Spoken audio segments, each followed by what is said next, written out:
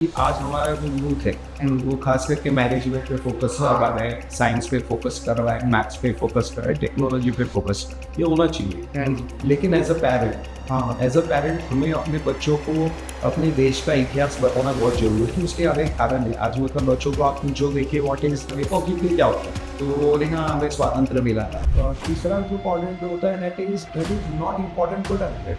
अभी ये जो इम्पोर्टेंट होता है इसमें क्या होता है कि आपके जो दोस्त यार उनके कॉल आ जाते हैं, हाँ आपका काम नहीं, लेकिन बाकी लोगों के अर्जेंट काम, दूसरों की प्रायोरिटीज है वो, आपका काम छोड़ के आपको वो करना पड़ेगा। आपको लगेगा बहुत काम कर रहे हैं, आप लोगों के लिए काम करें, लेकिन आप कब ऑफ ट्रैक चल रहे हो आपको पता ही चलेगा।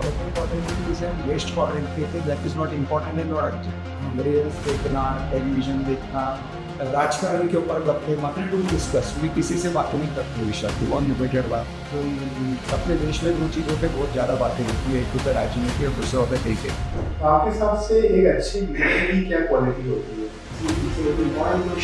अच्छी लीडर की दो quality.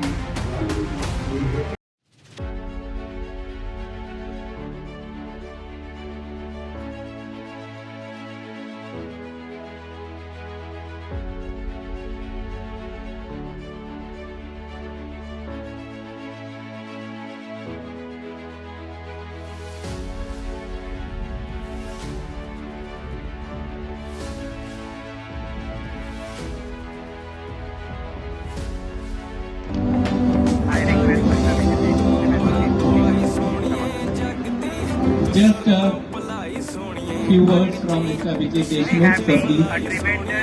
Thank you very much. Congratulations to the staff, the teachers, and the school students. Yes, you can clap for yourself. And above all, overwhelmed by the ambience and the teamwork over here.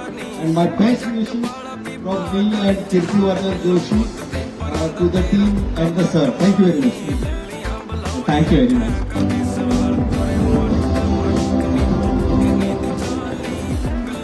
Just a few words from Mr. Vijay Deshmukh, sir, please. Thank you very much. Congratulations to the staff, the teachers, and the school students. Yes, you can clap for yourself.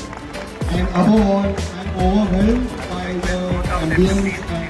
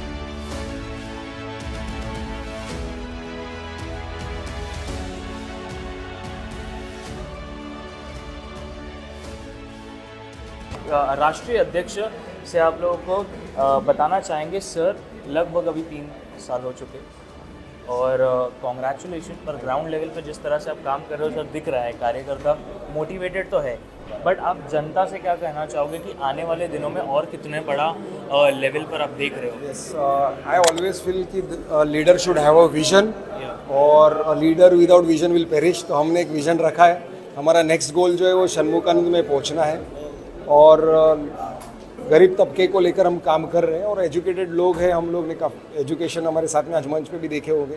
तो हमारा कोशिश है जो rift है, जो दरी है वो कम करें और जो संघर्ष कर रहे लोग, जो सीखना चाहते हैं उनको हम ट्रेन करते आगे बढ़ाते हैं समतावादी प्रतिष्ठान के माध्यम से। हॉस्पिटलिटी है, उसी के साथ आप लोग कॉरपोरेट लेवल पर भी है। मुझे ये बताइए क्या और नेक्स्ट लेवल पर मतलब युवाओं को लेकर जाना है और क्या देखने मिलेगा, कुछ नया, कुछ नए स्टेप, बड़े स्टेप्स? नहीं, आई ऑलवेज बिलीव कि स्ट्रक्चर्ड काम करना है, ऑर्गेनाइज काम करना है। मैं कॉरपोरेट में हमने काम किया था तो वो एक्सपीरियंस है।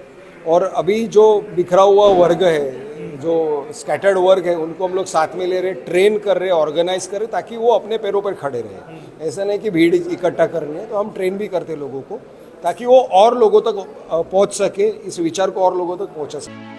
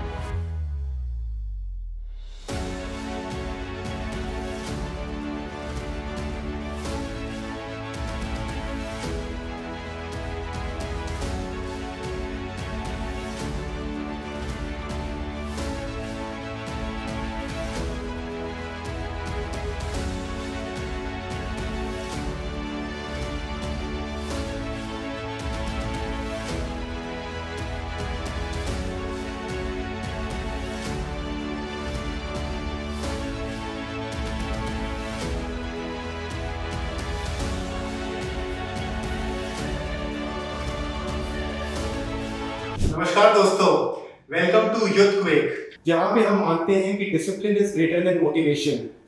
अब्राहम लिंकन ने कहा था कि जब किसी को पावर मिल जाती है उसके बाद ही उसका रियल कैरेक्टर पता चलता है। और हमारे पास एक ऐसे उदाहरण है जिन्होंने मुंबई में राज किया है और जिनका नाम है बाबा बाल ठाकरे जी, जिन्होंने इतने सालों तक जीवन में अपने संघर्षों से, अपनी कुर्बानियों से लोगों को ये साबित किया कि अगर जीवन में कुछ करना चाहो तो कुछ भी कर सकते हो। उनके शौर्य की और उनके दबंग वाला जो एटीट्यूड है उसकी पूरे महाराष्ट्र में जग जाहिर है। आज समाज में हमें ऐसे लोग चाहिए जो टाइगर्स हों, जो इस तरह की भेड़चाल वाली सोच ना रखते हो, जो फॉलोअर्स वाली सोच ना रखते हो, जो लीडरशिप क्वालिटी वाली सोच रखते हो। हम चाहते हैं कि समाज इस तरह आगे बढ़े जहाँ पे हर इंसान अपने लिए अपनी जिंदगी को खुद बेहतर से बेहतर बनाए। हमारे पास उदाहरण है छत्रपति शिवाजी की, बाल ठाकरे जी की, देवेंद्र फडणवीस जी की, नरेंद्र मोदी जी की, और आज जो हमारे साथ गेस्ट हैं जिनका नाम है अभिजीत देशमुख, वो भी एक टाइगर के तौर पे हमसे रूबरू हो रहे हैं। एक और सितारे हैं जिनका नाम मैं नहीं भूलना चाहूँगा, जो कि है सलमान खान। वो पूरे इंडस्ट्री में एज अ टाइगर उभर के आए हैं, जिन्होंने अपने दबंग वाले एटीट्यूड से, अपने नॉन कॉम्प्रोमाइजिंग एटीट्यूड से सब लोगों को ये साबित किया है कि संघर्ष करने से, मेहनत करने से, डिसिप्लिन करने से हम कहीं भी आगे पहुंच सकते हैं। So let's start the podcast with mister Abhijit Deshmukh, जो कि एक संस्था चलाते हैं, एक सोशल कॉज वाली संस्था चलाते हैं जिनका नाम है समतावादी प्रतिष्ठान। और इस ऑर्गेनाइजेशन का एक मूल पर्पस है जो कि है जस्टिस एट एनी कॉस्ट। तो हम ज्यादा वेट नहीं कराते हुए बात करते हैं अभिजीत जी से। नमस्कार। नमस्कार विशाल जी, थैंक यू, आपने हमारा ये ऑफर एक्सेप्ट किया, क्योंकि इतने बिजी शेड्यूल में इतना समय निकालना बहुत बड़ी बात होती है।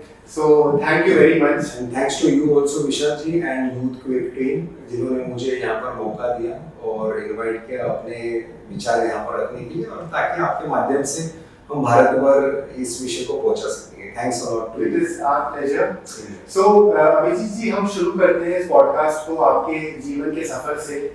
आपने अगर इतनी अच्छी ऑर्गेनाइजेशन शुरू करी है समतावादी प्रतिष्ठान जिसका नाम है, तो ऑब्वियसली इसके पीछे कोई बैकग्राउंड स्टोरी रही होगी। तो हम और हमारी ऑडियंस ये जानना चाहती है कि आपका फैमिली बैकग्राउंड क्या रहा, मम्मी पापा के बारे में थोड़ा बताएं, आप कहाँ से बिलोंग करते हैं और इस उद्देश्य के लिए काम करने की सोच आपको कहाँ से आई? Very good. ऐसा है कि I am born and brought up in Mumbai. Mumbai में CST में मेरा जन्म हुआ है और I belong to very modest family, बहुत ही सरल फैमिली से मेरा अपब्रिंगिंग हुआ है। और दोनों ही पेरेंट्स हमारे गवर्नमेंट ऑफिसर्स थे और स्कूलिंग मेरी सेंट जेवियर्स में हुई है। और आप फिल्म इंडस्ट्री में आपके काफ़ी ताल्लुकात है, लेट सिद्धार्थ शुक्ला जी, हाँ जी, तो he was our schoolmate, one batch junior to me. Aftab Shivdas ने है, और तो वो महाराष्ट्र के एक्स सीएम अशोक चौहान जी, सुनील गावस्कर साहब, तो ऐसे एलुमिनाई हैं और वो स्कूल से मेरा पढ़ाई हुआ है। तो अपब्रिंगिंग काफ़ी अंदर आई और उसी के बाद में फिर भवंस में भी मेरी पढ़ाई हुई, ऐसा है। तो टिपिकली साउथ मुंबई का है और पेरेंट्स काफ़ी इन्वॉल्व थे। My mother she was a nurse in an hospital, और नर्स होने के कारण वो काफ़ी सेंसिटिव होते हैं लोगों के प्रति, और कहाँ से पेशेंट्स आया करते थे, उनके रिलेटिव्स हमारे घर पे रहते थे। तो सेवा भाव जो है मुझे मेरे खून में मिला, ऐसा है। तो मुझे अभी भी याद है, छोटा था तब टिफिन लेकर जाना पेशेंट्स के पेरेंट्स को, लाइन में खड़ा रहकर उनके एक्सरे निकाल के देना, ये बचपन से हमने किया है। मुझे याद है कि मेरे पेरेंट्स ने कम से कम 8 से 10 लोगों की जान बचाई है, मतलब दे वर एब्सोल्युटली डेड। एम्बुलेंस से आए, बस फोन करके रिलेटिव बोलते थे कि ये अभी इमरजेंसी है, इसकी आप जान बचाओ। I have seen my parents, दोनों ने दिन रात एक करके लोगों की जानें बचाई है। आई स्टिल फील प्राउड, मेरे आंख के सामने आज भी वो सब नजारे हैं। तो और I used to stay in hospital quarters, तो इसीलिए लोग हमसे यही उम्मीद रखते थे कि पेशेंट आएंगे, उनको आप ठीक करो। तो स्कूल डेज में भी वही काम, कॉलेज वक्त में भी वही काम था, वो काम then we lived the premises, ऐसा है। तो वो छोड़ने के बाद भी आज भी हमने वो काम जारी रखा है। समझते हैं कि लोगों की क्या जरूरत होती है उस वक्त में उनको कोई भी वहाँ मदद करने वाला is like a god to him. Of course वो नहीं है, लेकिन चलो कुछ कर पाते हैं, ऐसा है। एक एटलीस्ट मॉरल सपोर्ट तो रहता है लोगों का, और वो हमने काम रखा। और उसको बढ़ाने के लिए फिर हमने सोचा कि ऑर्गेनाइजेशन होना चाहिए जहाँ पर अपने और हाथ हो जाए, और इसलिए फिर हमने संगठनात्मक काम करना चालू किया। तो दैट वाज बेसिकली शुरू थी, और मुंबई 1 में मेरा जन्म हुआ है, तो it was a happening place, ऐसा है। मतलब आपका कमिश्नर ऑफ पुलिस वहाँ पर है, मंत्रालय 10 मिनट पर है, बीएमसी के हेडक्वार्टर्स वहाँ पर है, बस उसी लेन में मैं रहा हूँ। तो काफी अनुभव, इनफैक्ट 26/11 का जो आतंकवादी हमला हुआ था, तो वहाँ पर we have seen Kasab by our own eyes, हमने वो देखा है हमारे सामने। करगरे साहब, कामटे साहब के मेरे बिल्डिंग के नीचे ही उन पर फायर किए थे। This is the whole lot of experience we have seen. वो डेड बॉडीज देखे, 92 के ब्लास्ट के बाद इट वाज अ पाइप, पूरा रूम भर के हमने बॉडी पार्ट्स देखे, ये सब देख चुका हूँ। तो जो आमतौर पे लोग टेलीविजन पे देखते हैं, मूवीज में देखते हैं, Black Friday, Delhi to Mumbai to Dubai, और वो सब हमने देखा है। मेरे बिल्कुल घर के पीछे डोंगरी है, क्रॉफर्ड मार्केट एरिया है, तो और वो सब एक्सपीरियंसेस है, देखे। We have met people since childhood, तो वो अपब्रिंगिंग है।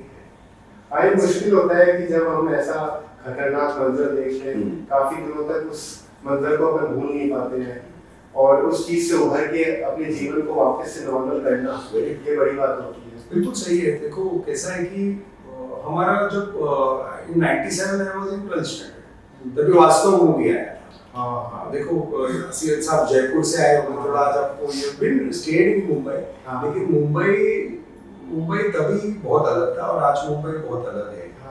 मतलब क्राइम हर गली में, हर मोहल्ले में, हर बच्चे को ये लगता था कि मैं इस एरिया का भाई कैसे बनूं, और वो होड़ लगी रहती थी।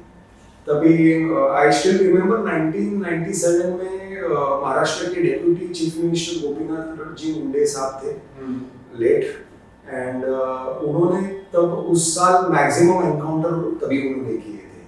तो बस ये माहौल था मुंबई का, और वो सब हमने देखा है। We have seen dead bodies, ऐसा है, पहचान वाला था, और वो एनकाउंटर में ये कॉमन माहौल था। और ऐसे में खुद को ठीक रखना, ऐसा आउट ऑफ द ट्रैक न जाना, ये बहुत मायने रखता है। वो माहौल से आज मुंबई अभी इट्स कॉम्पिटिंग वर्ल्ड ना, ऐसा है। तो ये बताया जाता है कि मराठी मानुस एक पर्सनालिटी होती है, उनका एक अलग फीचर होता है। तो कुछ हमारी ऑडियंस को बताएं कि ऐसी क्या खास बात होती है मराठी मानुस में जो बहुत यूनिक है और जो आज की यूथ के लिए अगर वो उसको अपने जीवन में उतारे तो वो बहुत काम आ सकती है। देखो, महाराष्ट्र जो है एक बहुत ही स्वाभिमानी स्टेट है। महाराष्ट्र का इतिहास बहुत लंबा चौड़ा है। ऐसा है, मतलब आप यहाँ पर केव्स भी देखेंगे, राष्ट्रकूटास है और इट्स अ ह्यूज हिस्ट्री। और इस हिस्ट्री पर चांद अगर लगाया है वो है छत्रपति शिवाजी महाराज। और आज महाराज जो है घर घर में आपको मिलेंगे, हर आदमी के खून में, हर आदमी के डीएनए में, मराठी मानुस के डीएनए में आपको छत्रपति शिवाजी महाराज मिलेंगे। मराठी मानुस एक स्वाभिमानी इंसान होता है। जब तक आप उसको छेड़ोगे नहीं तब तक दिल दरिया है, ऐसा। लेकिन आप अगर उसके स्वाभिमान को ठेस पहुंचाओगे तो वो रिएक्ट जरूर करेगा, ऐसा है। तो एनीवे एवरीबॉडी रिएक्ट्स दैट। आप यहाँ पर बहुत कॉमन मुद्दा चलता है कि परप्रांतीय और मराठी मानुस।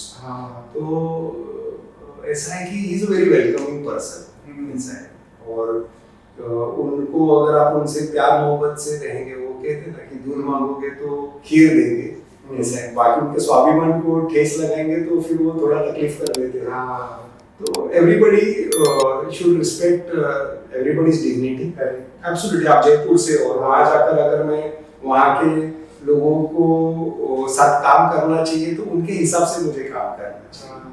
तो ये हमें ध्यान देना होता है। और वहाँ पर घर्षण जो होता है, फ्रिक्शन होता ही है, ये चीज है। बट महाराष्ट्र एक ऐसी सुपीक जमीन है कि यहाँ पर सबको वेलकम है, ऐसा है। और इसीलिए यहाँ पर सब लोग मिलजुल कर बहुत अच्छे तरीके से रहते हैं। जो समझदार लोग हैं, ऐसे वो ये सब फंदे में नहीं पड़ते हैं, दे रिस्पेक्ट ईच अदर, ऐसा है। तो वो अगर हम संभालेंगे तो it's a very wonderful city to stay. और रही बात मराठी मानुस का, कैसा है कि हमारा जो इतिहास है, जिस कम्युनिटी से मैं खुद बिलोंग करता हूँ, तो देशमुख है। देशमुख यानी कि यहाँ की एक प्रोमिनेंट मराठा कम्युनिटी है। आपको मतलब बताने में मुझे बहुत प्राउड फील करेगा कि मेरी खुद की गांव की जमीन है जो है, जहाँ पर मेरा खुद का खेत है, वहाँ पर संभाजी महाराज जिनके साथ जिन्होंने दगा किया था, वो बाद में क्लेरिफाई हुआ था, बालाजी अवजी चिटनीस हिस्ट्री में। तो उनके अष्टप्रधान मंडल में के थे और उन्होंने उनके अगेंस्ट कुछ काम किया था, जिसे हम फितूरी कहते हैं। तो उनको हमारे खेत में उनको हाथी के नीचे दिया गया। तो सिर्फ इतना इतिहास हमारे अंदर है। और उसके बाद में मेरा जो प्रोमिनेंट विलेज है, यहीं से मुंबई से 100 किलोमीटर पे, वहाँ पर उंबरखिंड है। उंबरखिंड में ऐसा है कि शाइस्ते खान जब उसने पुणे पे कैप्चर करके रखा था, तो मर्तलब खान नाम के उसके एक सेनापति को 20,000 की फौज से लेकर कोकण कैप्चर करने वो भेजता है। तो देयर इज अ भोरघाट जो है, वहां से आना होता है, लेकिन वो न करते हुए वो एक बीच के रास्ते से आता है। उंबरखिंड करके वो एरिया है, तो घना जंगल है, और उसके बीच में से ये मर्तलब खान जो है 20,000 की फौज लेकर आता है। इसकी बात महाराज को पहले से ही पता थी, क्योंकि उनके जो है स्पाइस हैं, इनके इन्फॉर्मर्स पहले इन्फॉर्मेशन देके रखते हैं। यू वोंट बिलीव वो जगह, आप वहां पर जाओगे, वहां पर क्या हुआ था। तो महाराज और उनके जो चंद मावले थे, वो वहां पर उस जंगल में पत्थर लेकर बैठे हुए थे, और उन्होंने पत्थर और वो से उन पर आक्रमण किया और उनको हराया। तो ये मेरे गांव से बिल्कुल 7 किलोमीटर उंबरखिंड कि मेरे गांव में 2 किले हैं। Sudhagad, which was supposed to be a capital of Shivaji Maharaj empire, then it shifted to Raigad. तो ये सब इतिहास आपको महाराष्ट्र में हर गांव में मिलेगा, और इसलिए हम सभी को बचपन से सिखाया जाता है, इसलिए हम बहुत ही प्रेरित रहते हैं, उत्साहित रहते हैं। और ऐसे बीच में हम we were always welcoming to everyone, हम सबको वेलकम मोड में ही रहते हैं। लेकिन ऐसे बीच में अगर कोई बंदा अगर कोई गलत तार बजा दे तो वो फिर धुन अलग निकलती है, तो उसे हमें संभालना होता है। बाकी जो it's a great place to work, people are working, people have grown in Mumbai. Mumbai सबकी है, महाराष्ट्र सभी का है, बस संभाल के चलना है। ये बहुत अच्छी सोच आपने सामने रखी है, क्योंकि हमारा जो देश है, हमारी जो यूथ है, वो प्रोग्रेसिव होनी बहुत ज़रूरी है।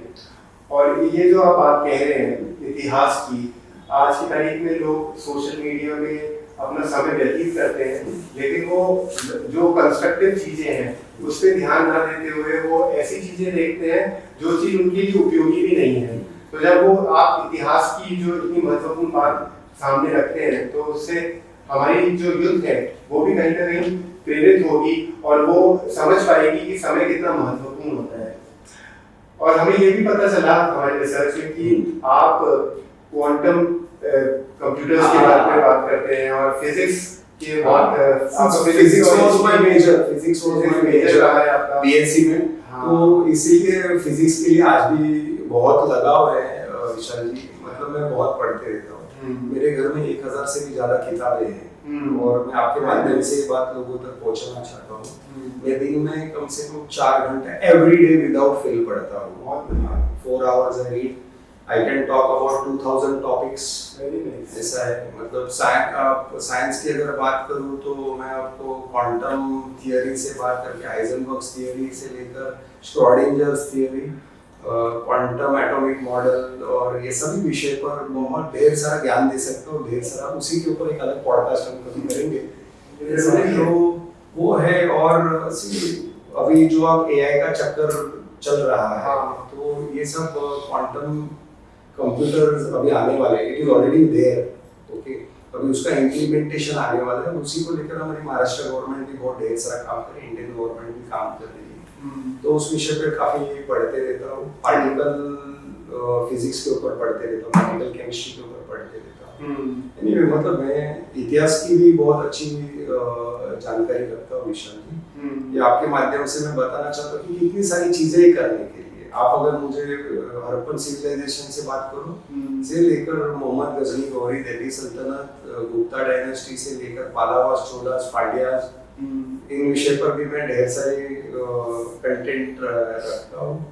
और फिर Mughals, everybody knows that history. और ये जिक्र मैंने अभिजीत जी इसलिए किया क्योंकि इतिहास बहुत जरूरी होता है किसी भी कंट्री का, और हमें ये जानना बहुत जरूरी है कि हम कितने संपन्न हुआ करते थे और हम इतने संपन्न थे कि ब्रिटिश को हमें लूटना पड़ा।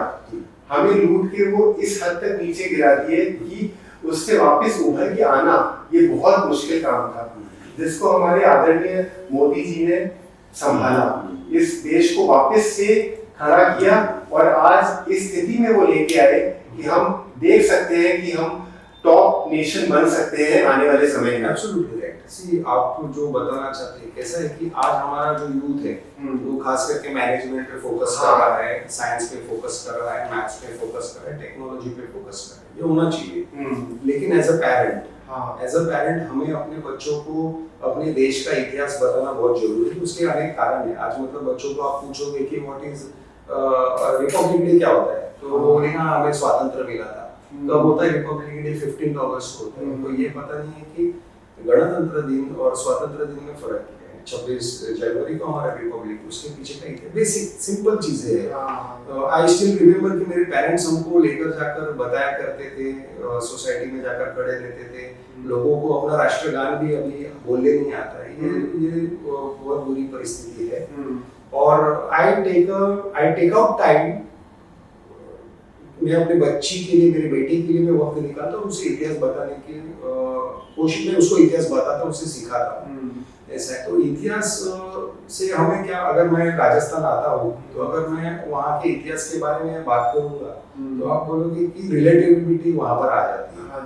तो मुझे ऐसे समझता है, मुझे ऐसे लगता है कि जिस इंसान का ज्योग्राफी बहुत अच्छा है, अलॉन्ग विद हिस्ट्री, जिसका ज्योग्राफी बहुत अच्छा है, उसको ऑटोमेटिकली हिस्ट्री जो है वो बढ़िया हो जाता है। और जिस इंसान का हिस्ट्री अच्छा होता है वो फ्यूचर बहुत अच्छे तरीके से प्रेडिक्ट कर सकता है। और इसीलिए ये चीज़ मैं भारत के युवाओं को भी बताना चाहता हूँ कि इसको हल्के में मत लो। आज जियोपॉलिटिक्स में क्या चल रहा है, वेनेजुएला कहाँ पर है, यूएस कर क्या रहा है, ग्रीनलैंड कहाँ पर है, कनाडा कहाँ पर है, अलास्का कहाँ पर है, यूरोपियन यूनियन का क्या रोल है, चाइना का क्या रोल है, ताइवान कहाँ पर है, उसकी क्या समस्या चल रही है, ईरान में क्या कॉन्फ्लिक्ट चल रही है, वहाँ पर शिया सुन्नीस का क्या दिक्कतें चल रही है, ठीक है ना। वेयर इज इजराइल का क्यों वहाँ पर अभी बतंगड़ हो रहा है, यूएई क्यों है, और फिर सीरिया का क्या रोल है, लीबिया में क्या हो रहा है। अभी मैंने ये बात ये जानना बहुत जरूरी है, क्योंकि ये इंफॉर्मेशन रहेगी, you will be on alert mode.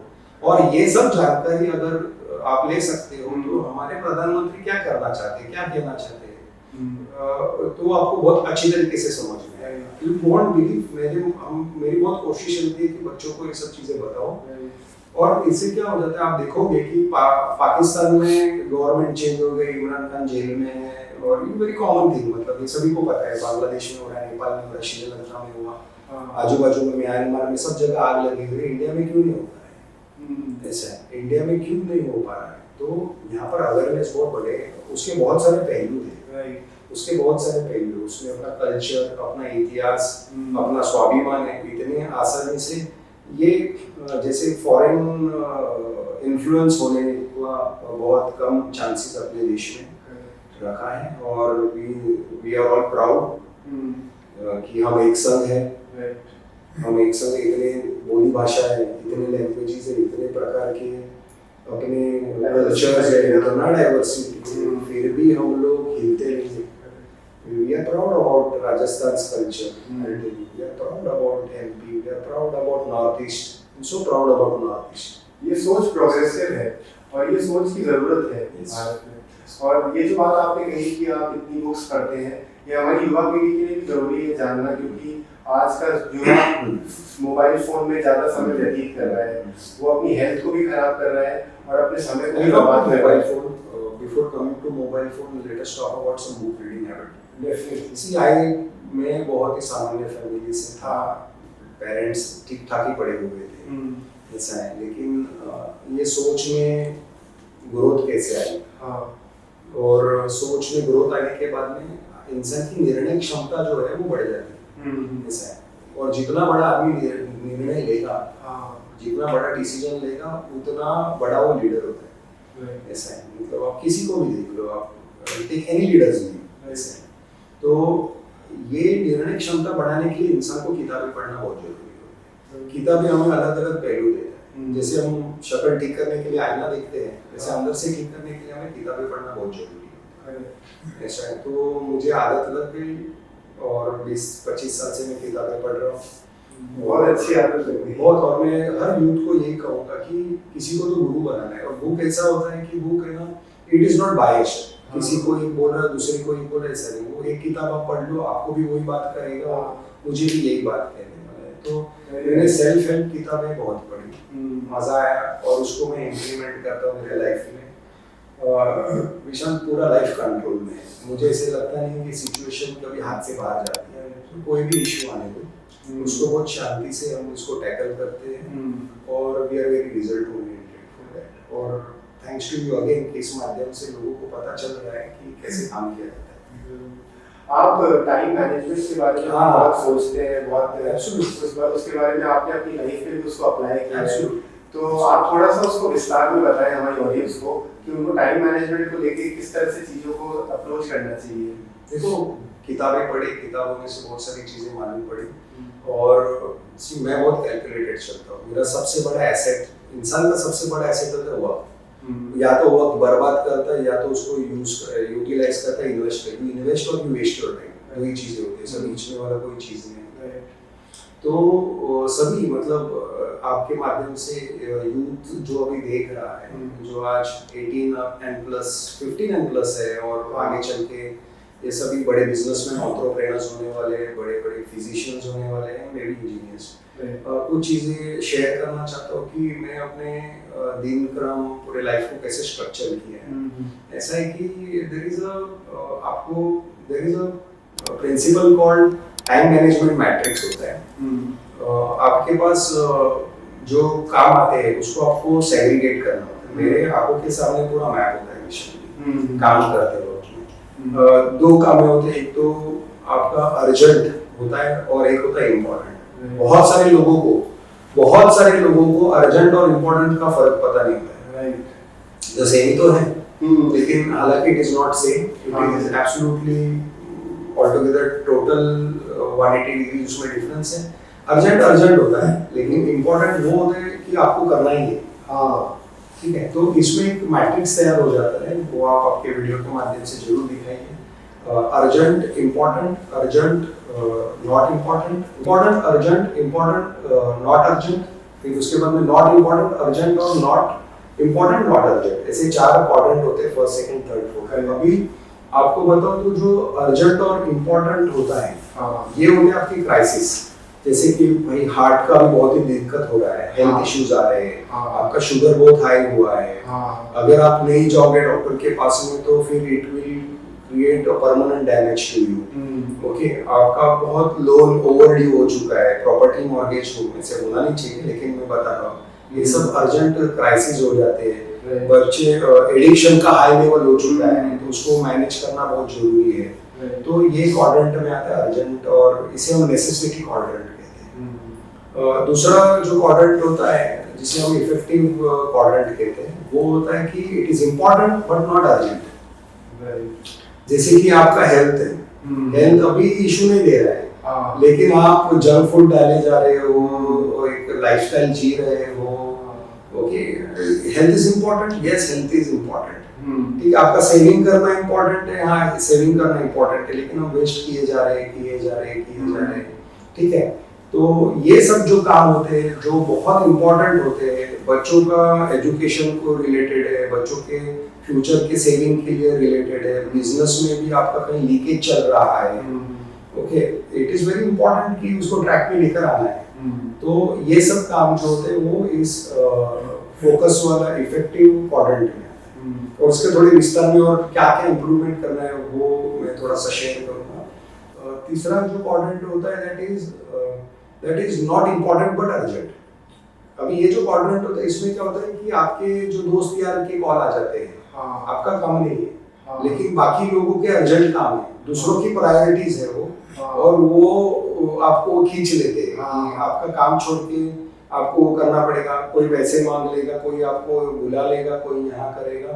तो it is called deception quadrant. आपको लगेगा बहुत काम करे, आप लोगों के लिए काम करें, लेकिन आप कब ऑफ ट्रैक चल रहे हो आपको पता नहीं चलेगा। और जो चौथा क्वाड्रेंट इसे हम वेस्ट क्वाड्रेंट कहते हैं, that is not important and not urgent. Reels देखना, टेलीविजन देखना, राजकारण के ऊपर गप्पे मारना, डोंट डिस्कस। मैं किसी से बात नहीं करता विषय की, बहुत लिमिटेड बात करता हूं। अपने देश में 2 चीजों पे बहुत ज्यादा बातें होती है, एक होता है राजनीति और दूसरा होता है क्रिकेट। आप विश्वास नहीं करोगे, 20-30 साल से मैंने क्रिकेट मैच देखा है। I was a very good cricket player, पूरा दिन मैदान में पड़ा हुआ रहता था, वेरी गुड बैटिंग। लेकिन जिस दिन काम पकड़ लिया मैंने उसको छोड़ दिया। बोला यार सचिन तेंदुलकर तो बन ही दूंगा कभी, लेकिन मुझे अपने करियर के ऊपर और फोकस देना चाहिए। तो ये वेस्ट वाला जो क्वाड्रेंट होता है यहाँ पर हमें रहना ही नहीं है। जो थर्ड क्वाड्रेंट के बारे में मैंने जो आपको बताया डिसेप्शन, ये काम डेलीगेट किया करो लोगों को। यार कुछ भी हो, समझो बिल भरना है, सेंड इट टू समवन, उसे डेलीगेशन कहते हैं। हमें रहना है सेकंड क्वाड्रेंट में जो है इफेक्टिव क्वाड्रेंट। ज्यादातर कॉमन आदमी जो है वो पहले वाले क्वाड्रेंट में रहता है, अर्जेंट इंपॉर्टेंट में, वो क्राइसिस मैनेजमेंट में फायर फाइटिंग स्टेज पे ही रहता है, उलझा हुआ रहता है, ये नहीं। हमें जो पहले क्वाड्रेंट है उसमें ना रहते हुए सेकंड क्वाड्रेंट में लीडर जो है वो सेकंड क्वाड्रेंट में रहते हैं। ऐसे वो पहले प्लानिंग करेंगे, स्ट्रक्चर करेंगे, फाइनेंस को मैनेज करेंगे, रिलेशनशिप को मैनेज करेंगे। तो रिलेशनशिप भी आपको टाइम देना पड़ता है, नहीं तो वो बहुत इम्पोर्टेंट है। तो ये अच्छी बात आपने बताई। हमारी ऑडियंस को भी मैं ये जो पूरे क्वाड्रेंट का कॉन्सेप्ट है मैं शेयर करूंगा ताकि आपको और क्लियर हो। और ये इम्पोर्टेंट बात है कि हम डिसेप्शन वाला जो क्वाड्रेंट है और जो वेस्ट क्वाड्रेंट है उसको अवॉइड करें, उससे दूर रहें, क्योंकि हम अगर उस क्वाड्रेंट में रहेंगे तो हम अपने समय को ज़ाया कर रहे हैं और हम अपने गोल अचीव नहीं कर पाएंगे। It is very important. तो एब्सोल्युटली करेक्ट। इसी को connected there is a law जिसे परेटोज लॉ कहते हैं, 80-20 रूल, 80-20 प्रिंसिपल होता है। देखो क्या है कि हमें अगर इफेक्टिव रहना है, हमें रिजल्ट ओरिएंटेड रहना है, एक होता है मैं बहुत काम कर रहा हूँ लेकिन रिजल्ट कुछ नहीं, काम तो कर रहा हूँ रिजल्ट कुछ नहीं, हाँ क्योंकि you are doing something unimportant. Right तो जॉन मैक्सवेल है और स्टीफन कॉवे सब मेरे गुरु हैं, उन्होंने कंबाइन करके इस परेटोज लॉ को उन्होंने ये बताया, जॉन मैक्सवेल ने बताया है, लीडरशिप गुरु है, उन्होंने क्या कहा है कि आपके दिन भर के 10 काम, दिन भर के 10 काम जॉट डाउन करो, 1 2 3 4 5 6 7, उसे आप प्रायोरिटाइज करो। पहला काम सबसे इंपॉर्टेंट कौन सा है, very thumb rule you have to very understand, हम सभी को इसको समझना है कि कीपिंग द मेन थिंग, सबसे इंपॉर्टेंट चीज जो है उसे इम्पोर्टेंस देना बहुत जरूरी है, ठीक है। तो उसको पहले जॉट डाउन करो, फिर 2 नंबर काम 3 नंबर काम ऐसे 10 काम करो, सबसे इम्पोर्टेंट वाला पहला। और उन्होंने ये बताया कि पहले 2 काम जो है वो तुम्हें 80% रिजल्ट देंगे और बचे हुए 8 काम जो है वो तुम्हें 20% रिजल्ट देंगे। तो दिस इज परेटोज लॉ, तो उसे मैं बहुत इम्प्लीमेंट करता हूँ। जो पहला है जो करना है वो करना है, उसमें उस वक्त में आपके दोस्त बुलाएंगे, आप पर कुछ भी सिचुएशन हो जाएगा, इशू हो जाएगा, तो वो क्या वो धुंधला हो जाता है। ऐसा मैं उसको ट्रैक पे रखना, लिख के रखता हूँ कि ये काम मुझे करना है, मतलब करना है, और only written down goals are completed. आप लिखोगे नहीं तो सब मिस्ड आउट हो जाएगा। तो ये परेटोस का लॉ आई होप आप सभी को हेल्पफुल रहेगा। ये है। उसके बाद नोइंग योरसेल्फ, आपको खुद को समझना भी बहुत जरूरी है। हम सब एक परसेप्शन में जीते हैं, ऐसा हो मैं वैसा हो, ठीक है ना। सामने वाले को पता है तुम कैसे हो, आपकी बीवी को बहुत अच्छी तरीके से पता होता है कि आप क्या हो, मतलब क्यों पता होता है, क्योंकि हम दिन रात साथ में रहते हैं, ऐसा है ना। यू वोंट बिलीव, मैं मेरा टूथब्रश जो है, घर की बात बता रहा हूँ, वो मैंने इसके अंदर उसका जो बॉक्स है उसके अंदर नहीं रखा, मैंने यहाँ रखा। तो मेरी बीवी आकर मेरे को पूछती है इधर क्यों रखा, मतलब बॉस क्या ऑब्जर्वेशन है, मतलब ठीक है ना, कितना ध्यान रखती है। एंड दैट पॉलिसी के कारण आज हम लोग सब सक्सेसफुल हैं। तो कहने का मतलब क्या है कि यू शुड नो हाउ, ये कैसे होता है, आप खुद को कैसे, उसे जोहरी विंडो बोलते हैं। जोहरी विंडो मैनेजमेंट में ये सिखाया जाता है कि अगर इसमें 4 क्वाड्रेंट्स है, आपको बहुत सारे क्वाड्रेंट्स आज मालूम पड़ जाएंगे यहाँ। तो जोहरी विंडो जो है ऐसा है कि I know about my self and you know about my self. मेरी ऐसी बातें जो मुझे भी पता है और आपको भी पता है, फर्स्ट क्वाड्रेंट वो है। दूसरी चीज है मुझे जो नहीं पता है लेकिन आपको मेरे बारे में वो पता है, हम इसके ऊपर विस्तार पे बात करेंगे। तीसरा विंडो ऐसा है कि सिर्फ मुझे पता है और आपको पता नहीं है।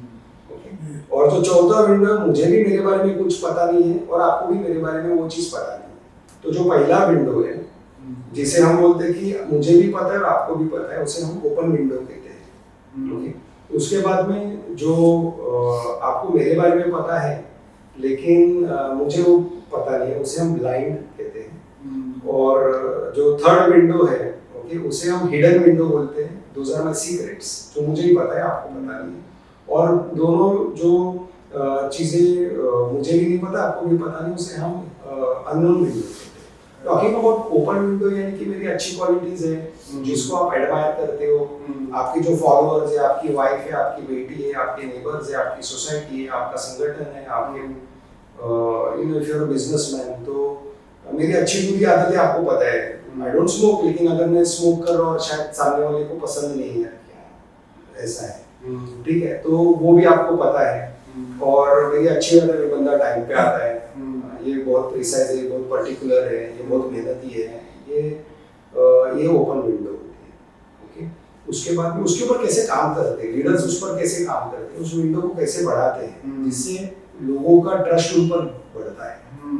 सब जो आप you are a manager, you are a CEO, आप जो है, तो उसे अपना ओपन विंडो पे बहुत काम करना है। ब्लाइंड विंडो क्या होता है कि ब्लाइंड जो एरिया है, मेरे पीठ के पीछे कुछ लगा है समझो, तो मुझे तो दिखाई नहीं देगा, कौन बताएगा, आप ही बताओगे, ठीक है ना। तो वैसे ही अपनी कुछ आदतें होती है जो maybe I am leaning this way, या मैं बात पे मुंह में गाली आती है लोगों के, ठीक है, तो वो हम नजरअंदाज करते रहते हैं, या किसी की स्मोकिंग हैबिट है, या किसी की समय पे लेट पहुंचने की आदत है, ठीक है ना, ये हम इग्नोर करते रहते हैं क्योंकि हम इतनी हमें उसकी आदत होती है कि हम ही feel it is very natural, लेकिन ये चीजें है ना हमें तभी पता चलेगी जब तक कोई बताएगा, ठीक है ना। तो उसे हमें ओपन माइंडेड होना बहुत जरूरी, कैसे काम करते हैं उस पर भी ये है।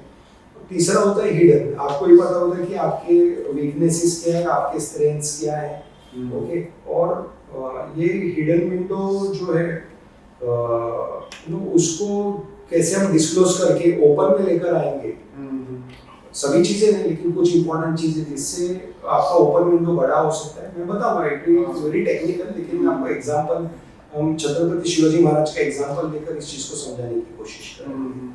और जो चौथा विंडो होता है दैट इज अननोन विंडो, जो मेरे बारे में भी पता नहीं और आपको आपके बारे में भी पता नहीं है। तो इसमें क्या होता है कि इसमें हम काम कर सकते हैं जिसमें आपके अच्छी खूबियों को मैं बाहर निकालूं और मेरी भी खूबियों को मैं वहाँ पर डेवलप करूँ, और वहाँ पर डेवलपमेंट का बहुत बड़ा स्कोप होता है। टॉकिंग अबाउट छत्रपति शिवाजी महाराज या महाराष्ट्र के सीएम देवेंद्र जी के बारे में मैं बहुत फॉलो करता हूँ, उनके बारे में 10 अच्छी चीजें मैं बिल्कुल बताऊंगा। See I am not at all associated with any kind of political organisation and फिर भी उनके बारे में मैं बताऊंगा बिल्कुल, क्योंकि उनको मैं फॉलो करता हूँ। इसे जरूरी नहीं कि साथ में लेकर फॉलो होना है, देख के भी हम सीखते रहते लोगों से। तो महाराज जी जो थे छत्रपति शिवाजी महाराज, देखो वो फर्स्ट विंडो पे उन्होंने काफी काम किया है, ऐसा है क्योंकि जो बोलते हैं वो ही करते थे। ऐसा होता है कि लोग बोलते ही थे और करते ही थे, उसे डुप्लिसिटी बोलते हैं, जैसे ड्यूअल पर्सनालिटी। वो आदमी जो है वो लाइफ में कभी ट्रस्ट नहीं करता, एक बार बोल दिया वो करेगा मतलब करेगा, ऐसे ट्रस्ट बिल्ड होता है। महाराज जी ने भी ऐसे कुछ सेट रूल्स बनाए थे। क्यों महाराज हम चिल्ला रहे, 350 साल हो गए, आज भी आज हमारे अंदर आग लगती है, वैसा काम है। संभाजी महाराज के ऊपर अलग बात करेंगे तो रोंगटे खड़े हो जाएंगे, सभी ने वो देखा है मूवी। एनीवे, तो महाराज जी जो है उन्होंने बहुत बड़ा ट्रस्ट बिल्ड किया। उनके इसमें मुस्लिम वॉरियर्स भी थे, तो क्यों उनके साथ दिया उन्होंने, क्योंकि एक ट्रस्ट बिल्ड किया था कि आदमी हमारे साथ दूर व्यवहार नहीं करेगा। ऐसे उनके साथ बहुत सारे हादसे हुए। अगर आपको पता होगा, सभी को इतिहास तो पता है, लेकिन फिर भी कुछ एग्जांपल्स दूंगा ये ओपन विंडो के लिए। कल्याण का जो लूट हुई थी, तो वहाँ का जो सेनापति था, मुस्लिम सेनापति था, उसकी जो बेटी है, शी वाज वेरी ब्यूटीफुल। किसी ने पकड़ के लाया महाराज के सामने कि साहब इसका क्या करने का, यही कहीं और होता तो शायद उसकी शादी करते थे, लूट लिया होता तो सब किया होता था। महाराज जी ने कहा ये मेरी माँ जैसी और इसे वापस बाइज्जत विद सिक्योरिटी और पैसे और दाग ये करके उसको वापस भेज दिया। एक सॉलिड मैसेज जाता है कि यहाँ पर अगर राजा ऐसा है तो प्रजा भी वैसी होनी चाहिए। किसी ने किया था तो उसके हाथ पैर काट के उसको चौड़न बना के एक गांव के पाटिल को महाराज ने मैसेज दिया था। आने वाली जो रसद थी, पैसे थे जो भी पैसे आते थे लूट से, महाराज उसको गवर्नमेंट रिजर्व में डालते थे, खुद के इसमें नहीं डालते थे। That created trust among the leadership, that created the trust among the people. ऐसा है। कभी उनको कुरान मिली थी, वो भी उन्होंने, आपने देखा होगा कि छत्रपति शिवाजी महाराज ने कभी किसी मस्जिद को तोड़ा नहीं, ना किसी मदरसे को तोड़ा उन्होंने, ऐसा है। तो that created respect among the opponents also. It leads the example. तो ये क्या था, उन्होंने ओपन विंडो वहाँ पर बना किया और काम किया। ऐसे बहुत सारे एग्जांपल्स हैं, but we can go ahead of course. तो अभिजीत जी, आपका जो संस्था है, आप जिस ऑर्गेनाइजेशन के साथ पिछले 7 साल से जुड़े हैं, संतावली प्रतिष्ठान, तो इसमें आपका मूल एक ऑब्जेक्टिव है जस्टिस का।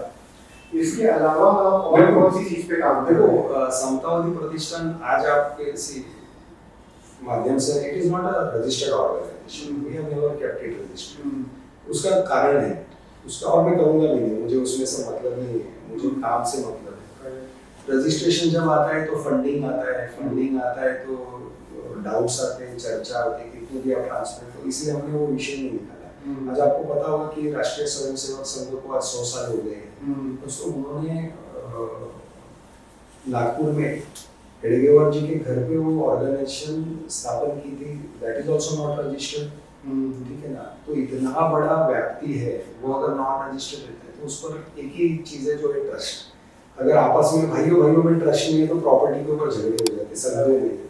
तो दोस्त इतने तो आपको जब संगठन चला रहे तो अपरिचित लोग जिनको आप कभी मिले नहीं हो, अलग धर्म के अलग जाति के, उनको साथ में लेकर काम करना है तो क्या जोड़ के रखेगा? ट्रस्ट जोड़ के रखेगा। और मुझे ऐसे लगता है कि पैसा ही एक ऐसी चीज होती है जो हर ऑर्गेनाइजेशन को तोड़ती है, बिखारती है, उसको डूबे रखती है। तो हमने वो विषय नहीं रखा हमारे संगठन।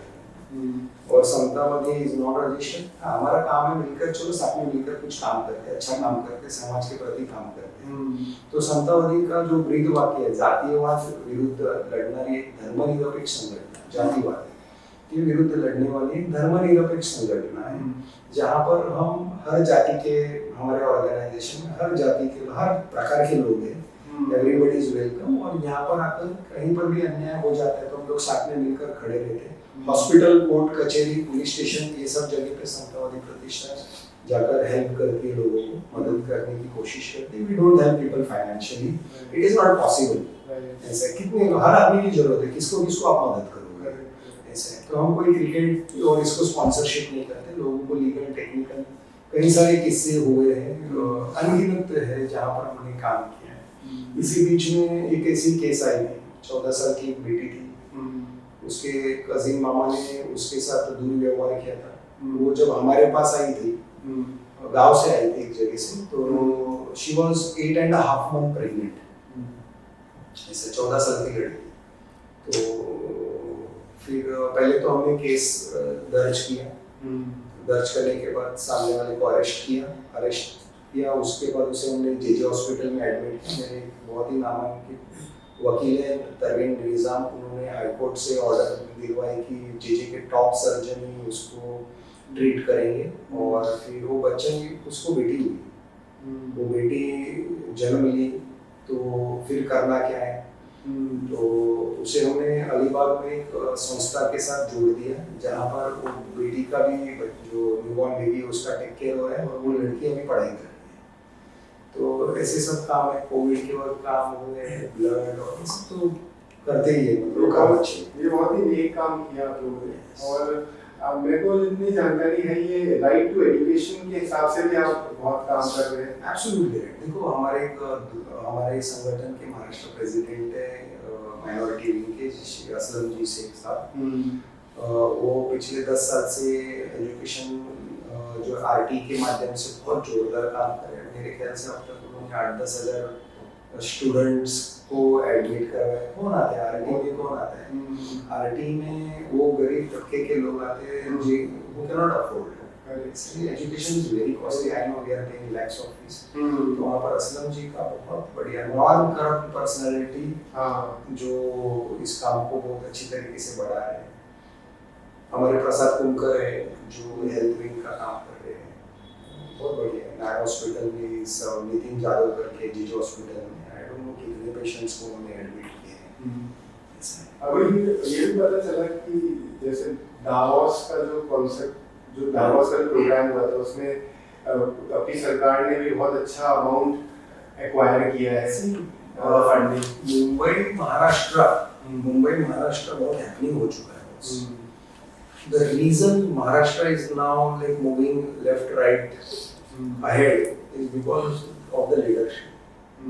और इस leadership को spearhead करते हैं श्री देवेंद्र फडणवीस साहब। मतलब see I've read so many books। आपको मतलब नेपोलियन से लेकर हर चीज पढ़ चुका हूँ, गांधी पढ़ चुका हूँ, नेहरू पढ़ चुका हूँ। तो आज देवेंद्र जी में महाराज पढ़ते रहता हूँ, तो आज उस आदमी के पास देखता हूँ तो उनमें वो सभी गुण हैं। कैसा होता है, उन्हें बहुत जरूरी है आपके माध्यम से सभी तो उनके गुणगान गाते हैं, लेकिन लीडरशिप लेवल में वो आदमी बहुत ही हाईली एजुकेटेड है। He is very educated, he is very calm, he is very decisive. और जो बोलते हैं वो करते हैं, जो नहीं बोलते वो भी वो करते हैं। इतने पावरफुल है। और he is very less reactive. Leader क्या होना चाहिए, वो कोई प्रतिक्रिया नहीं देना चाहिए, ना खुशी हो या गम हो या कुछ भी हो, सभी pressure. He has got nerve of steel. This is what I have identified. और his work ethics, his work, उनको मैंने 3 बजे भी देखा, एक बार 3:30 बजे मुझे मेरे साले साहब है कीर्तिवर्धन जोशी साहब, उनके माध्यम से मुझे उनसे वक्त गुजरने का मौका मिला 5 बजे टाइम। और मैंने उनको 3:30 बजे भी काम करते हुए देखा है और फिर वापस सुबह 6 बजे देख रहा हूँ तो वो बंदे वापस आगरा से आए, अभी नागपुर में है। अभी हालांकि जो इलेक्शंस हुए थे उन्होंने 35 सभाएं दी। It is not a joke. As a CM होना और फिर भी संगठन में आकर काम करना और हर जगह पे पहुंचना, इससे क्या होता है कि आपके लोग मोटिवेटेड हैं। लीडर की क्वालिटी क्या होती है? लीडर की क्वालिटी होती है कि communication with his organization, he has got utmost communication. इससे क्या होता है कि इससे कोई मिसकम्युनिकेशन नहीं होता है और अफवाहें फैलती नहीं है। और leader should be approachable, he is very much approachable, he is very much communicable. आपको उनको मिलना है एक सही तरीके से और जेन्युइन कॉज से, तो आप उनसे मिल सकते हैं। उन्होंने वैसे उनकी team is very powerful team. तो ऐसी जब लीडरशिप, ये once in a lifetime moment है। मैं आपको बताता हूँ, मैं काफी सारे सीनियर्स को ट्रैक कर रहा हूँ, सभी मेहनती थे, लेकिन जो उछाल उन्होंने पिछले 1 साल में जलवा दिखाया है, मैं जेन्युइन बातें बता रहा हूँ। आज मुंबई का जो काया पलट हुआ है, ये बोलना कतली और करली में अंतर रखा नहीं उन्होंने। आज मुंबई का डेवलपमेंट है। दावोस की जब बात करते हैं तो क्रिटिसाइज करते हैं, मुझे लोगों पर दया आती है कि उनको इस स्विट्जरलैंड घूमना है, उनको घूमना है और मार्स घूम के आ सकते हैं। लेकिन वहाँ व्हाट इज दावोस, वहाँ पर ग्लोबल लीडरशिप आती है, वहाँ पर इन्वेस्टमेंट होती है। अभी यहाँ के लोग वहाँ दावोस को देखो, माहौल बनाना जरूरी है। माहौल बनाना जरूरी है। कौन से दुकान के लोग आते हैं ज्यादा साथ, जिस दुकान पे बहुत भीड़ लगी हुई है उस दुकान पे लोग जाएंगे खरीदी करने के लिए, कि जो खाली पड़ा हुआ है वहाँ जाएंगे, तो भीड़ दिखाना होता है। और जब वहां पर अदानी जी जाकर 6 लाख करोड़ का इन्वेस्टमेंट करते हैं, टाटा ग्रुप, उन लोगों को क्या पता चलता है इनके घर के लोग इतने इस पर विश्वास रखते हैं, तो हम क्यों ना विश्वास करें। वो दिखाना होता है। लोग वहां पर बोले घूमने जाना और ये सब चीजें, वो चाहे तो कहीं पर भी घूम सकते हैं, लेकिन that is the purpose of Davos. तो वो उन्होंने किया, वहां पर 15 लाख करोड़ की इन्वेस्टमेंट उन्होंने महाराष्ट्र पे लाई है। Know what is happening Maharashtra में, क्या उन्होंने रखा है। अभी एक इन्फोसिटी वो तैयार कर रहे हैं, innovation city. In fact innovation city ऐसा है कि वहाँ पर एआई रहेंगे, वहाँ पर डेटा सेंटर्स रहेंगे। ये इतने दूरगामी है क्योंकि अभी एआई ये सब चल रहा है, वो बहुत पहले से जानते हैं, वो ऑलरेडी बहुत पहले से काम कर रहे हैं। उन्होंने काफी सारी जमीन जो है एमएमआरडीए रीजन में सैंक्शन करके रखी है, खरीद चुके हैं, जहाँ पर वो इन्वेस्टमेंट लेकर आने वाले हैं। अभी डेटा सेंटर्स क्या होते हैं, देखो डेटा सेंटर्स अभी ऐसा है कि क्वांटम कंप्यूटर्स आ रहे हैं। क्वांटम कंप्यूटर्स अपने आम कंप्यूटर्स की तरह नहीं होते हैं। Quantum computers can do an number of thing in fraction of a second. जो एक कोड क्रैक करने के लिए जहाँ 10-10, 20-20 साल लगते थे, वो अभी आधे घंटे में खत्म कर देता है विषय।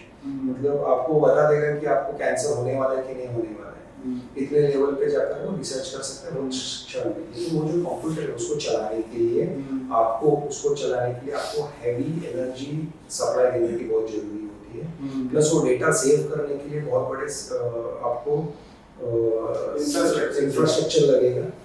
तो ये कौन प्रोवाइड कर रहा है? ये इंडिया प्रोवाइड कर रहा है। इंडिया में अगर लीड कौन कर रहा है तो महाराष्ट्र लीड कर रहा है। ऑफ कोर्स तेलंगाना भी है, कर्नाटक भी है, इसमें काम कर रहे हैं, लेकिन यहाँ पर बड़े पैमाने पर एक इकोसिस्टम तैयार करने का काम देवेंद्र जी कर रहे हैं। अब इससे हमें और कॉमन आदमी को क्या लेना देना, भैया जॉब अपॉर्चुनिटी यहाँ पर तैयार हो रही है। You won't believe, second standard में एआई सिखाया जाता है। सेकंड स्टैंडर्ड के करिकुलम में एआई यहाँ पर महाराष्ट्र में सिखाया जाता है, इंट्रोड्यूस किया गया है बच्चों को। तो जब तक वो 10th स्टैंडर्ड आने तक तो पूरी तरीके से परिपक्व हो जाएगा। तो ये सब काम एक लीडर ने क्या काम, लीडर वो काम करता है जो कॉमन लोग नहीं कर सकते। उसे सबसे डिफिकल्ट काम करना होता है, और वो सबसे डिफिकल्ट काम, ये इंफ्रास्ट्रक्चर उनके मिनिस्टर खत्म कर देंगे, वो कोई बड़ी बात नहीं है। आज इतनी बड़ी लीडरशिप उन्होंने डेवलप की है, लेकिन फंड लाना, वो जो काम है समृद्धि लाना, महाराष्ट्र में आप देखोगे कि महाराष्ट्र सिर्फ मुंबई, नासिक, पुणे, ये जो ट्रायंगल या नागपुर तक सीमित नहीं है। देवेंद्र जी को आप देखोगे, क्यों देवेंद्र जी का ये सवाल आ जाता है। काम ही वैसा है बॉस। गढ़चिरोली में जाकर, मुझे याद नहीं कि कोई चीफ मिनिस्टर जाकर गढ़चिरोली में जाकर काम किया, एक हाथ 2 बार आर आबा थे, आर पाटिल साहब थे कैलाशवासी, वो वहाँ जाकर काम किया करते थे। लेकिन उसके बाद देवेंद्र जी ने वहाँ पर इतना बड़ा मोर्चा खोल रखा है with the help of Amit Shah. उन्होंने जो वहाँ का नक्सलिज्म को शांत करने का काम भी किया है, इज मैसिव। हिडमोर ये सब आप देखोगे अभी उनका खात्मा हो सका है। और सिर्फ उधर खत्म नहीं कर रहे, तो आपको बताओ कि गडचिरोली जो है उसे स्टील मैन्युफैक्चरिंग हब के पॉलिसी पर देवेंद्र जी काम कर रहे हैं, ऐसा है। फिर आपका मराठवाड़ा जो है, जिसे कभी वहाँ पर capital of suicides, farmer suicide बोला जाता था, तो वहाँ पर ईवी सेक्टर में बहुत जोर का काम ये कर रहे। आई एम सो सैड कि महाराष्ट्र के एक और leader honourable Ajit Dada Saheb is untimely death. Lots of prayers to him, may his soul rest in peace. एक बहुत बड़ा लॉस महाराष्ट्र को हुआ है।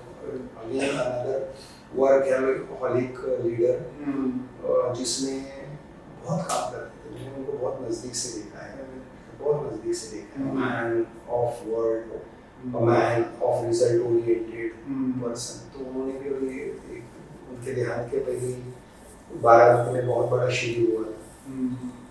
तो वहाँ पर एग्रीकल्चर में उन्होंने AI doing agriculture, soilless agriculture, उसके बाद में सोलर पावर्ड आपका ग्रीन हाउस, ये सब विषय पर काफ़ी सारी कंपनीज वहाँ पर आकर ऑलरेडी प्रूवन महाराष्ट्र में हो रहा है। तो एकनाथ शिंदे साहब वेरी वर्क, वैसे जहाँ कोई नहीं पूछते वहाँ एकनाथ शिंदे साहब पूछते हैं। ऐसे तो ऐसा एक ग्रेट ट्रायल था, उसमें आज अजीत दादा नहीं। तो ऐसे सभी लोगों को साथ में लेकर चलने वाला लीडर जो है देवेंद्र फडणवीस, मतलब लीडरशिप की किताबों के जब देखने के बाद, पढ़ने के बाद मुझे वो चेहरा सामने आता है। वैसे नरेंद्र मोदी, ऐसे नरेंद्र मोदी साहब जो है ग्रेट लीडर, उनके बारे में क्या कहूँ, मतलब इतना डेटा उनके बारे में है और उन्होंने आज भारत को कहाँ पहुँचाया, क्या नेगोशिएट किया है, इतना प्रेशर हैंडल किया, वो बंदे ने रिएक्ट नहीं किया। इससे क्या हुआ पता है, ग्लोबली इंडिया का जो इमेज है वो इतना बढ़िया हुआ। ये लोग सही है, इनके साथ जुड़ना चाहिए, ये इमेज जो है। और इसीलिए आज फ्रांस के प्राइम मिनिस्टर आ रहे हैं, इसीलिए आ रहे हैं। तो we are proud about Nirmala ji, जो अभी इतने साल से फाइनेंस संभाल रही है।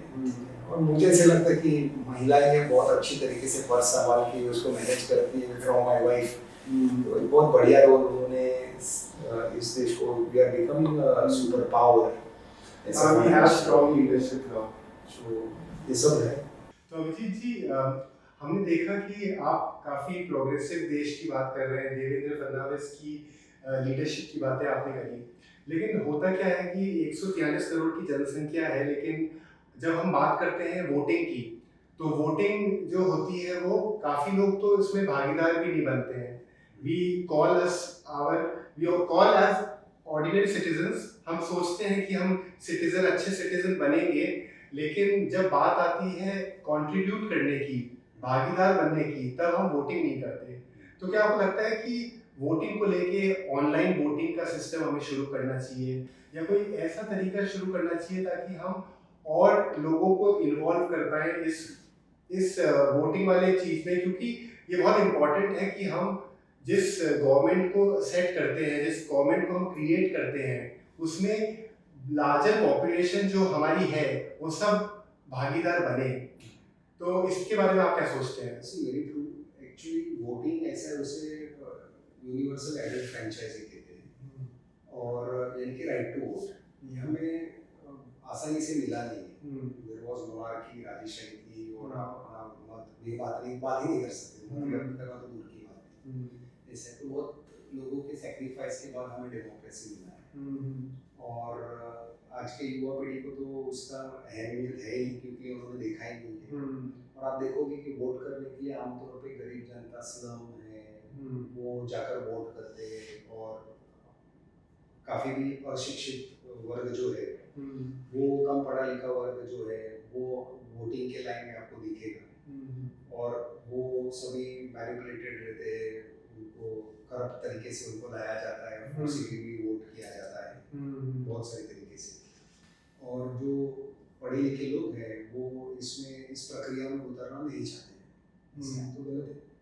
और फिर हम दोष देते कि मेरा सड़क ठीक नहीं हो रहा है, करप्शन बहुत हो रहा है। और वोट करते कैसे लोग अपने जात के आदमी को देखकर वोट करते हैं, अपने समाज के आदमी को देखकर वोट करते हैं, मेरी बोली भाषा का है उसको देखकर वोट करते हैं, ये देखकर वोट नहीं करते कि पढ़ा लिखा है उसके पास कुछ है, ऐसा है। तो ऐसे लोगों को लाने के लिए कौन आएगा? हमारे जैसे लोग हैं जो जाकर अवेयरनेस में रहे और जाकर वोट करें, तो ये जरूरी है। ऑनलाइन में होता है कि now online you can hack anything, when you are online you can hack anything, ऐसा है। तो it is not practically possible, ऐसा है। तो इसमें यूएस में या ऑस्ट्रेलिया में ऐसे मेरे साल वहाँ पर है, तो इफ यू डोंट वोट वहाँ पर तगड़ा फाइन है। जब आपको 1 लाख का फाइन लगेगा, ऐसा कुछ फाइन लगेगा तो हम सब भाग के जाकर वहाँ पर वोट करेंगे। ऐसी कुछ चीज़ें स्ट्रिक्ट लॉ या you will be deprived from something, ऐसे तो फाइन वाली चीज भी वहाँ हो सकती है जहाँ पे गरीबी इतनी नहीं हो, अनएम्प्लॉयमेंट इतना नहीं हो। अभी बहुत सारे मुद्दे भी सॉल्व करना पड़ेंगे। इसीलिए अवेयरनेस होना बहुत जरूरी है। और हम जैसे लोग ही इसे एग्जाम्पल सेट करें। हाँ। और सोसाइटीज में भी जाकर अवेयरनेस हो। गवर्नमेंट अपने लेवल पे कर ही नहीं है, लेकिन वी ऑल्सो शुड गेट, कब कितने ना सोए जो सोया है उसे हम उठा सकते हैं, जो सोने का नाटक करे उसको कैसे उठा। तो ये एक है, पीपल शुड गेट अवेयर और पॉलिसीज के ऊपर गवर्नमेंट सोच ही रही है। तो आपके हिसाब से एक अच्छे लीडर की क्या क्वालिटी होती है? Very good. See it's a very important question. एक अच्छे लीडर में 2 क्वालिटी होना जरूरी है। एक है पेशेंस और दूसरा टॉलरेंस। आपके अंदर कूट कूट के in business, in life, in relationship आपके अंदर बहुत संयम होना बहुत जरूरी है। People are very desperate, people want everything right now, okay. और वो टॉलरेंस के बारे में तो बताऊंगा। तो पेशेंस अभी बहुत कम हो रहा है। ये स्विच चैनल्स, ये मोबाइल के कारण उसके ऊपर बहुत सारे इंस्टेंट ग्रेटिफिकेशन, लाइक्स के बारे में लोगों को पता ही नहीं है। वैसे कोई भी अच्छी चीज को, ये पेड़ को उगने के लिए भी वक्त लगता है, बच्चे को बड़ा होने के लिए भी वक्त लगता है। हमेशा अभी तुरंत चाहिए, 2 मिनट डिलीवरी, 10 मिनट में सब आना चाहिए। उससे क्या हो गया कि डेस्परेशन बहुत बढ़ गया, फ्रस्ट्रेशन बहुत बढ़ गया, निकलता है बाहर। तो एक अच्छे लीडर में मैं एग्जांपल दूंगा, तो आपको बहुत पेशेंस होना चाहिए और टॉलरेंस होना चाहिए, उसके ऊपर अलग से बात करूंगा। लेकिन पेशेंस की जो बात है, तो there is a matrix, excuse me, वो जो मैट्रिक्स है उसे हम टाइम डिसीजन मैट्रिक्स कहते हैं। फिर आपको पेशेंस का अहमियत समझ में, अगर इट्स अ क्वाड्रेंट, आप सही समय पर सही निर्णय लेना, right decision at the right time. उसके बाद में wrong decision at the right time, second quadrant हो जाता है। उसके बाद में आपका wrong time but right decision, और fourth quadrant is wrong timing and wrong decision. When you are saying right decision at the right time, आपको success मिलेगी। उसके बाद में अगर आपका टाइमिंग सही है लेकिन wrong decision, it is called mistake. Third quadrant ऐसा है कि when your timing is right, sorry, your decision is wrong, sorry, decision is right but timing is wrong, तो तभी आपको रेजिस्टेंस मिलेगा विद इन द ऑर्गेनाइजेशन, लोग आपको follow नहीं करेंगे। और गलत समय पे गलत निर्णय, दैट विल बी डिजास्टर। तो यू टेक इट फाइनेंशियल और कुछ भी आप करो। उदाहरण के लिए आपको बता रहा हूँ कि सही समय पे सही, you know, when things are good, people are supporting you, आप कुछ भी डालो तो वो चलने वाला है वो चीज विद द फ्लो, ठीक है। और अगर आपका निर्णय सही है, ओके, लेकिन समय गलत है, तो होता क्या कि रेजिस्टेंस है। मतलब पॉडकास्ट आप 10 साल पहले चालू करते थे तो उतना फॉलोअर्स नहीं मिलता था, लेकिन अभी एक उदाहरण के लिए एग्जांपल बताते हैं, तो पीपल विल जेन्युइनली, लेकिन उस वक्त आपको रेजिस्टेंस मिलता है, कौन देखेगा यार, ये सब कौन करेगा, ऐसे। विद इन द ऑर्गेनाइजेशन भी आपके पास एक बहुत अच्छी संकल्पना है, लेकिन लोगों का मूड नहीं है, कोई देहांत हो चुका है किसी, या लोगों के सेंटिमेंट्स अभी इस वक्त ठीक नहीं है, या वॉर चल रहा है और आप कुछ नया आइडिया लेकर आ रहे हो, तो there you will get resistance, ऐसे। और आपका टाइमिंग सही है लेकिन कुछ बेवकूफ़ों वाली अगर हमने हरकत कर दी, दैट इज मिस्टेक, ठीक है ना। मतलब सब बढ़िया है, लोग आपको एक अपॉर्चुनिटी लेकर आ रहे हैं, लेकिन उस वक्त आप कुछ और करने का सोच रहे हो। I have seen people doing that. हाँ। एक अच्छा सा प्रपोजल आया है, सब चीजें हैं, लेकिन उसका मूड नहीं है, ये नहीं, मिस्टेक ऑफ योर लाइफ ऐसे। और अपॉर्चुनिटी लॉस है anyways। और अपॉर्चुनिटी लॉस है, और उसके बाद में गलत वक्त पे गलत चीज करना, आपके विरोध में लोग खड़े हैं, आपका माहौल खराब है, और उस वक्त जाकर तुम झगड़ा कर लो तो भाई तुम पक्का जेल में जाने वाले हो। इससे मैं, मेरे साथ एक यूपी वाला टैक्सी ड्राइवर चल रहा था, और फिर वो बेचारा नया आया था और उसने पूरी भाषा ऐसी बात करी, तो हम एक प्रोमिनेंट मराठी एरिया में थे, तो थोड़ा सा बाइक में उसको बोला शांत रख भाई, बाजू में माहौल देख लेना, नहीं तो तुम्हें आज तो प्रसाद मिल के जाने वाला है। तो उसके वक्त आपको वो अगर बाहर निकलता था क्या है तो सामने से और कुछ आ जाता था ऐसे। तो वो वक्त को अभी आपको समझना बहुत जरूरी है। बड़े लीडर्स जो है वो वक्त की नज़ाकत को, अहमियत को समझते हैं। मैं आपको जो एग्जाम्पल दूंगा, पहले छत्रपति शिवाजी महाराज का, जैसा कि जब आगरा में वो चले गए थे, उनको नजर कैद किया था, तो और then will come to patience, नजर कैद किया, अभी उनके पास कोई ऑप्शन नहीं था, वो और उनके 8-10 लोग साथ में थे, उनका बेटा था तभी साथ में, और वो दुश्मन के एरिया में, वहाँ ना फोन था ना कुछ था, कम्युनिकेशन भी कैसे करें, पहुँच तो गई थी कि महाराज वहाँ फंस चुके हैं, लेकिन कर कुछ नहीं सकते, इतने बड़े साम्राज्य को इतने से लोग क्या करेंगे, वो भी उनके। तो ऐसे वक्त में महाराज ने, फिर that is the story, that is the history, कि उन्होंने बहुत संयम रखा, पेशेंस रखा, और मौके का इंतजार किया। उन्होंने कहीं नहीं कि मैं भाग जाऊंगा और ये करूंगा वो करूंगा, उन्होंने सामने वाले के पेशेंस पे काम किया, खुद के लिए। उनका जब उनको जो गार्ड कर रहे थे, उनका पेशेंस टूटा, और जब वो गाफिल हो गए, जब वो कॉम्प्लिसेंट हो गए, तब उन्होंने मौका लेकर, ये बहुत बड़ी बात है। That is patience. ये बात इसलिए भी बड़ी है क्योंकि हम हमेशा अपने पेशेंस के बारे में ही सोचते हैं। I'll give one more example. Sorry to interrupt. माननीय देवेंद्र जी, जब उनकी सत्ता आई, सीखने जैसी बात है, सीखने जैसी ही बात है, जब उनकी सत्ता आई थी 2019 में, उनको एक मौका आया था, ओके, लेकिन उनके पार्टनर ने उनके साथ काम करना छोड़ के और अपोजिट टीम के साथ काम करना पसंद किया। He was about to be the chief minister of Maharashtra, और उस वक्त में उनको इतना प्रताड़ा गया, उनको अपमानित किया गया, उनके ऊपर मीम्स बनाए गए, एक उस आदमी ने शब्द निकाला नहीं, वो बोला कि मैं वापस आऊंगा, ऐसा है। और उन्होंने वहाँ पर बहुत, ये बोलना बहुत आसान है मैं यहाँ पर बैठकर, लेकिन उस आदमी पर क्या बीतता होगा, लेकिन उस आदमी ने जीरो रिएक्शन दिया वहाँ पर। He was cool as a cucumber, बहुत शांत थे, क्योंकि पानी जितना गहरा होता है ना उतना शांत होता है, जितना उथला होता है उतना उसका आवाज है। वेरी डेप्थ है उस आदमी में, ठीक है, वहाँ पर भी पेशेंस रखा। उसके बाद में he waited for his opportunity, आपको पता तो अभी भी उनका वक्त आया नहीं था। फिर 2021 में उन्होंने एकनाथ शिंदे साहब के साथ में गवर्नमेंट बनाई, जिसे मराठी में गदिनी कावा कहते हैं। वो होता है सीक्रेट, वो होता है हिडन एरिया, उनको पता है उनको क्या करना है, सामने वाले को पता नहीं है, उनको पता है that is your hidden area. वो हिडन एरिया पे उन्होंने काम किया। हिडन एरिया में आप अपने अपोजिशन के ऊपर, आप अपने विरोधक के ऊपर काम करते हैं, आपके एजेंडा आपको ही पता होते हैं, और उन्होंने उस हिडन एरिया पे काम किया। उन्होंने सत्ता लाई एकनाथ शिंदे के बाद में, और आप बिलीव नहीं करोगे, अभी भी उनको वहाँ पर एज अ चीफ मिनिस्टर वहाँ पर भी उनको मौका नहीं मिला। He was about to seat on that seat, लेकिन ऊपर से कोई आदेश आया, जो भी आया, और he had to seat in the chair of deputy CM. Okay, अभी एक आप इस एंगल से देखो कि एज अ गोल्ड मेडलिस्ट है वो, जो सीएम बने हैं, ओके, उनको उनकी पार्टी लार्जेस्ट पार्टी है, और उनको एक सबऑर्डिनेट पार्टी के लीडरशिप के अंडर काम करना इतना आसान नहीं है। जैसे आप काम करेंगे कि आपके जूनियर के हाथ के नीचे, जब आपके पास सब होने के बावजूद भी, it is not very easy. वो भी उन्होंने जो जहर है वो पी लिया।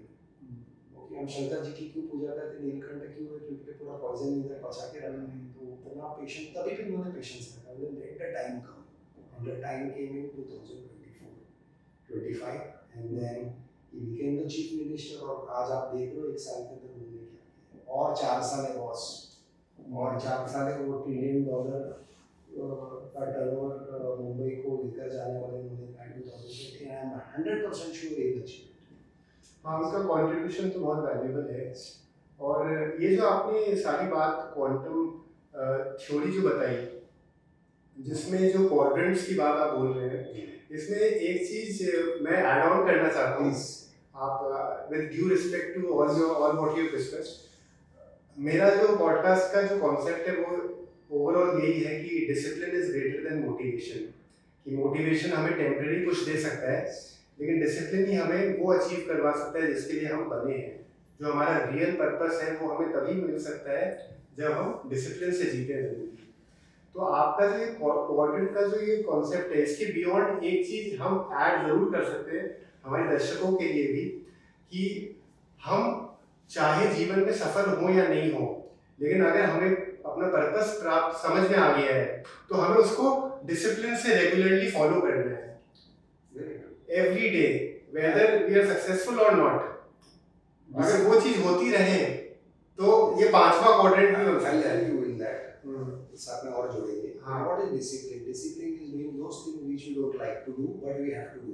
हाँ, और उसको जब हम कोई भी चीज को, लक्ष्य को अगर हम धीमी आंच पर जलाते रहे लगातार इन्फिनिट टाइम तक, तो success is 100%। absolutely. This is discipline. ये बहुत बड़ी बात है कि हम अपनी लाइफ को डिसिप्लिन से जिए। और मुझे बहुत अच्छा लगा कि आपसे आज हम जुड़े और आपसे इतनी वैल्यूबल बातें हमें पता चली, हमने हमारी ऑडियंस के साथ साझा करी। ये बहुत बड़ी बात है कि इतना कीमती वक्त होने के बावजूद आपने हमें समय दिया हमारे पॉडकास्ट चैनल को। और मैं मानता हूँ कि हर छोटा या बड़ा योगदान, किसी भी योगदान को हम छोटा नहीं समझ सकते, बूंद बूंद से ही घड़ा बढ़ता है। और आपने क्योंकि हमें टाइम दिया, मुझे बहुत खुशी है कि हमारी ऑडियंस तक ये सारी बातें पहुंची, वो सारे टॉपिक्स पे डिस्कशन हुआ जो रेलिवेंट है। यूथ आज की तारीख में बहुत डिस्ट्रैक्टेड है, बहुत इंपॉर्टेंट है कि वो सही दिशा में चले, प्रोग्रेसिव दिशा में चले और अपने कॉन्सेप्ट्स क्लियर करना बहुत ज़रूरी है। So Abhijit ji, thank you once again very much, और आपके सारे फ्यूचर प्लान्स के लिए all the best from my channel, और आपके जो भी ड्रीम्स हैं वो पूरे हों। और हमारी ऑडियंस को आई एम श्योर ये पॉडकास्ट पसंद आया होगा।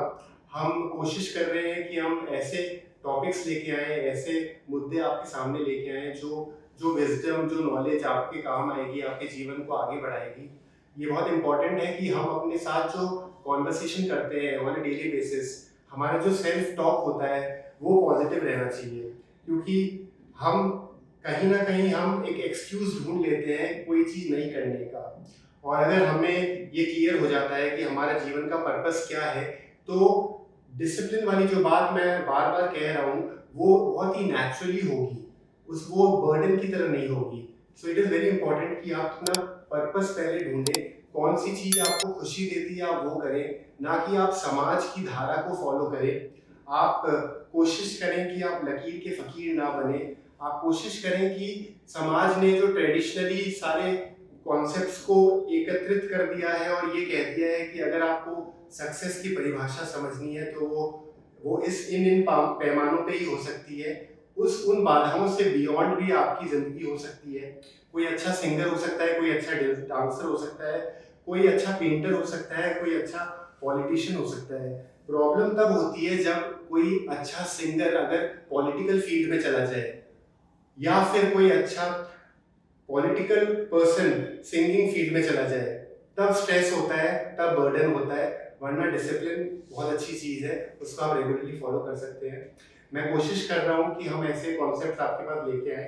अगर हमारे पॉडकास्ट में कोई कमी आपको महसूस हो तो ज़रूर फीडबैक दें। एक अपील आपके साथ मैं ज़रूर करूँगा कि जो भी हमारे पॉडकास्ट देख रहे हैं वो व्यू कर रहे हैं लेकिन सब्सक्राइब नहीं कर रहे हैं हमारे चैनल को। Around 60 to 70% people who are viewing वो सब्सक्राइब नहीं कर रहे हैं, तो आप ज़रूर चैनल को सब्सक्राइब करें ताकि हम ऐसा ही कंटेंट आगे लाते रहें और बड़े से बड़े गेस्ट को हमारे पॉडकास्ट में लाते रहें, ताकि यूथ के क्वेक की जो लहर मैंने शुरू करी है उसका पर्पस सॉल्व हो कि हम वो सारे जो पुरानी जनरेशन ने जो नॉलेज, जो स्किल्स, जो विजडम प्राप्त करी है उसकी मदद से आप भी अपने जीवन में अच्छा मार्गदर्शन क्रिएट कर पाए। तो यही मेरी कोशिश है। सो आई एम श्योर आपको ये पॉडकास्ट पसंद आया होगा, and stay tuned for the next podcast, and I am sure it will be very rocking. Thank you.